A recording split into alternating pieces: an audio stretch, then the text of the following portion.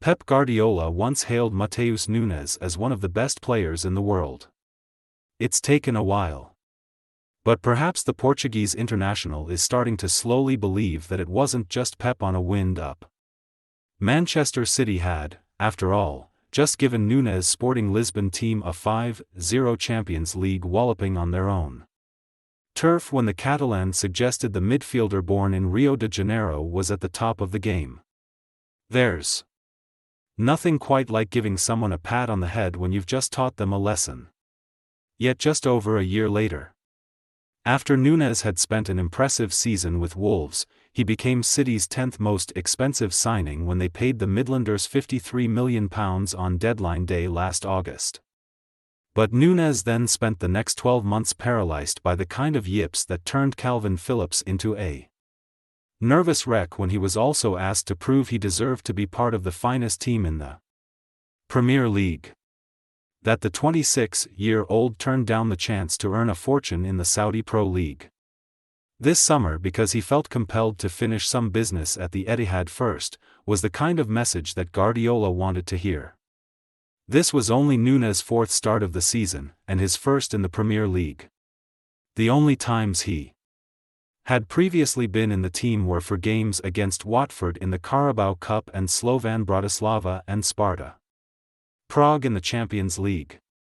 If the next few months will make him or break him in Manchester, he got off to an encouraging start. Asked to play wide on the left in the absence of Jack Grealish and Jeremy Doku, he needed just 4 minutes to serve up a cross that was gobbled up by Erling Haaland. It was the Norwegian's 14th goal of the season. 11 of them have come in the Premier League, and a third successive Golden Boot already appears to be a formality if he can stay healthy. Haaland would have been disappointed not to have gone home with another match ball. Guardiola is big on body language.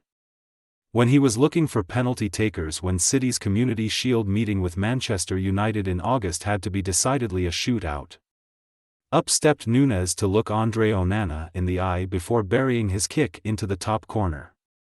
The City boss was picked up by TV cameras whistling in delight.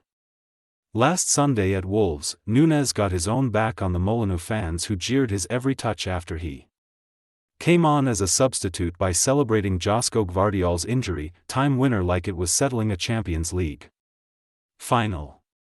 So, after scoring against Prague in midweek, he was in the team again. He could have scored another if his radar had not been off by about a yard not long after providing Haaland with the early opener. When Nunes was subbed off 3 minutes from time, City were starting to look increasingly nervous as they looked to close out the unconvincing victory that took them top of the table.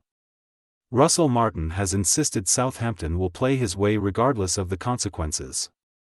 Martin is clearly a disciple of the Guardiola school of possession. But it's hard to emulate the best regardless of how willing your players are to give it a crack. 8 defeats and 1 point from 9 games doesn't give the Saints boss much wriggle room. They can take some belief from the way they defended and kept possession when City imposed a press that has squeezed the life out of much better teams. The visitors' approach caused City some anxiety in the closing stages without really giving keeper Ederson too much work to do. But if Cameron Archer had flashed his shot inches lower rather than against the top of the crossbar in first half injury time, that really would have given Guardiola something to think about.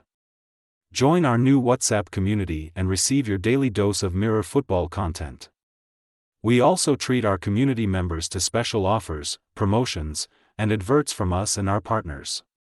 If you don't like our community, you can check out anytime you like. If you're curious, you can read our privacy notice.